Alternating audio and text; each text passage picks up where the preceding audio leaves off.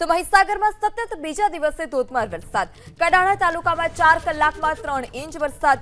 લુણાવાડા તાલુકામાં 2 કલાકમાં 1 ઇંચ વરસાદ. તો ધોધમાર વરસાદથી નદી નાળા પણ છલકાયા છે.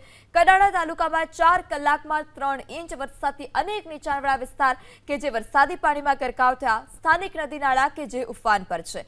તો લુણાવાડા તાલુકામાં 2 કલાકમાં 1 ઇંચ વરસાદ ખાબક્યો છે.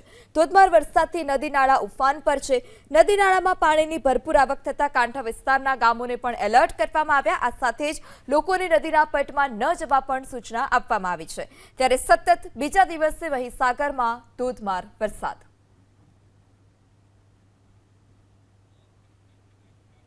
આગળ વાત પંચમહાલની, તો પંચમહાલના પાનમ ડેમમાંથી છોડાયું પાણી. પાનમ ડેમમાંથી 1,65,000 ક્યુસેક પાણી છોડવામાં આવ્યું.